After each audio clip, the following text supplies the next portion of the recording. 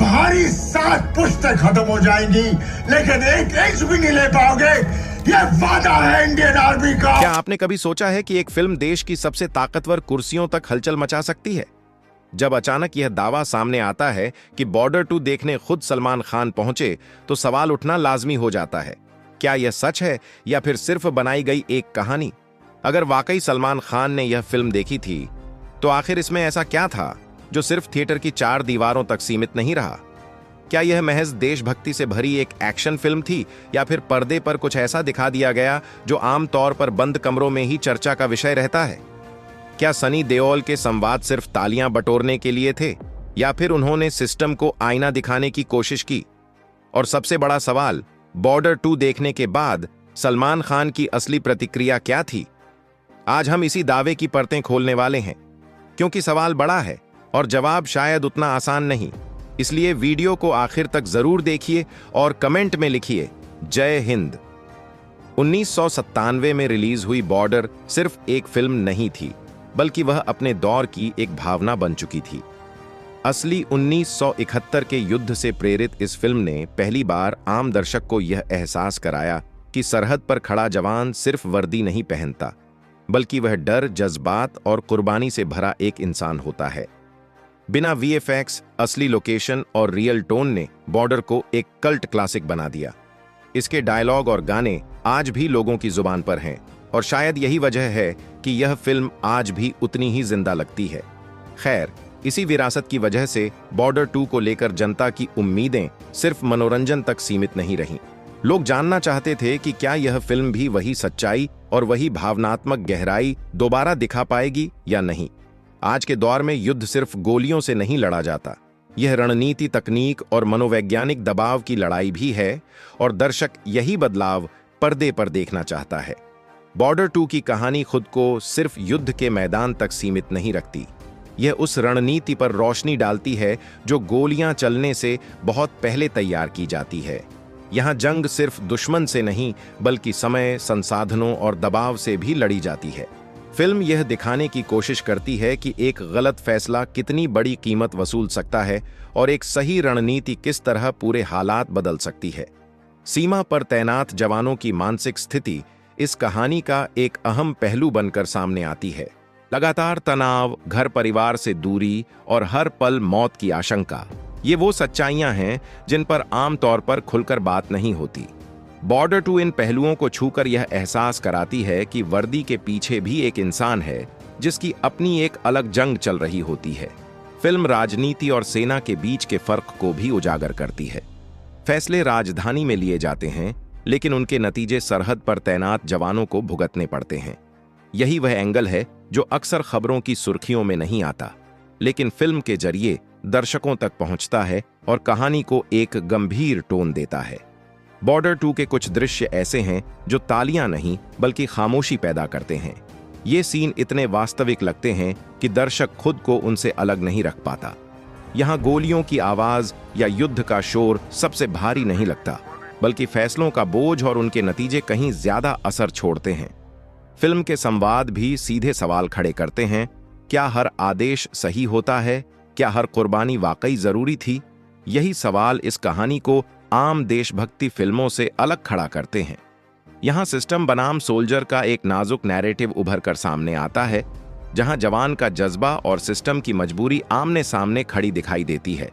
और शायद यही वजह है कि कुछ सच्चाइयों को आम फिल्मों में दिखाने से परहेज किया जाता है, क्योंकि वे दर्शक को सिर्फ भावुक नहीं बल्कि असहज भी कर सकती हैं। लेकिन यही असहजता बॉर्डर 2 के सस्पेंस को और गहरा बना देती है और दर्शक को सोचने पर मजबूर कर देती है। इतिहास गवाह है कि सिनेमा कई बार सत्ता को असहज कर चुका है। दुनिया भर में ऐसी फिल्में बनी हैं जिन्होंने सिस्टम से सवाल पूछे, नीतियों की दिशा पर बहस छेड़ी और समाज को सोचने के लिए मजबूर किया। जब कोई कहानी जमीनी सच्चाई दिखाती है, तो वह सिर्फ पर्दे तक सीमित नहीं रहती, वह उन लोगों तक भी पहुंचती है जिनके हाथों में फैसले लेने की ताकत होती है।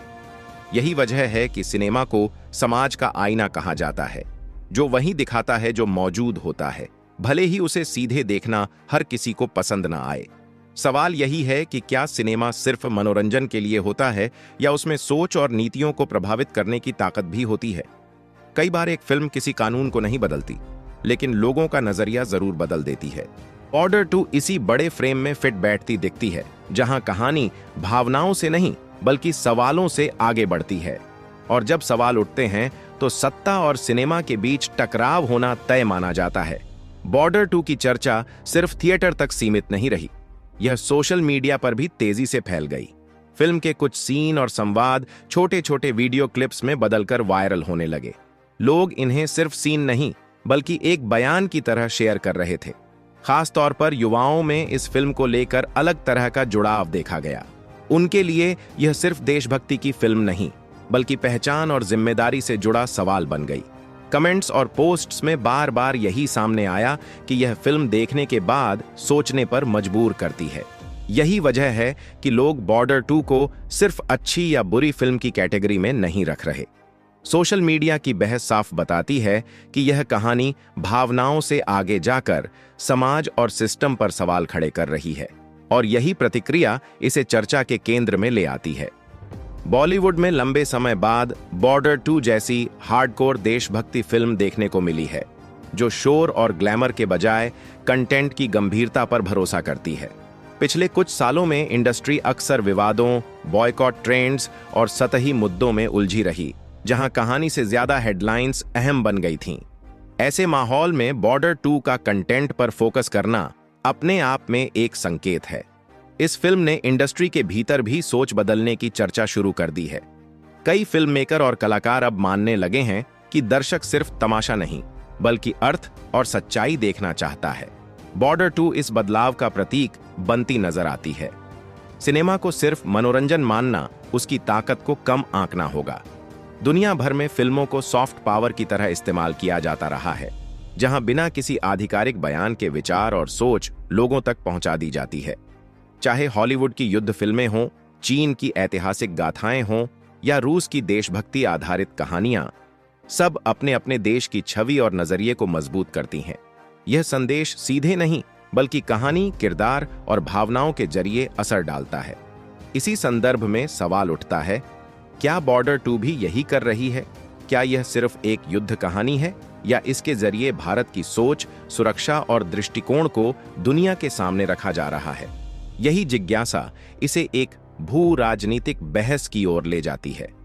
भारत पाकिस्तान जैसे संवेदनशील रिश्तों में बनी फिल्में सिर्फ मनोरंजन नहीं मानी जाती बल्कि उन्हें संदेश के रूप में भी देखा जाता है। इसी वजह से ऐसी फिल्मों पर वहां की मीडिया में बहस शुरू हो जाती है। अक्सर बहस फिल्म की कहानी पर नहीं बल्कि उसकी परसेप्शन पर होती है। क्या यह सिर्फ एक देश की कहानी है या किसी दूसरे देश के लिए इशारा? यहीं पर फिल्म बनाम प्रोपेगेंडा की रेखा खींची जाती है। बॉर्डर 2 को लेकर सबसे दिलचस्प सवाल यही है कि यह आखिर कहना क्या चाहती है। क्या यह सिस्टम के लिए एक चेतावनी है कि फैसलों और हकीकत के बीच की दूरी समझी जाए, या फिर यह समाज के लिए एक आईना है जो हमें हमारी जिम्मेदारियों का एहसास कराता है? फिल्म सीधा जवाब नहीं देती बल्कि सवाल छोड़ देती है, और यही सवाल दर्शक को खुद फैसला करने पर मजबूर करते हैं। इसी बीच सलमान खान के बॉर्डर 2 देखने से जुड़ा दावा अचानक सामने आया और तेजी से फैल गया। सलमान खान का नाम, देशभक्ति की फिल्म और सस्पेंस, इन तीनों का मेल किसी भी नैरेटिव को वायरल करने के लिए काफी होता है। बिना आधिकारिक पुष्टि के भी ऐसे दावे भरोसेमंद लगने लगते हैं क्योंकि वे भावनाओं को छूते हैं। यही वजह है कि यह कहानी इतनी तेजी से फैली और अब एक बड़े सवाल के रूप में खड़ी हो गई।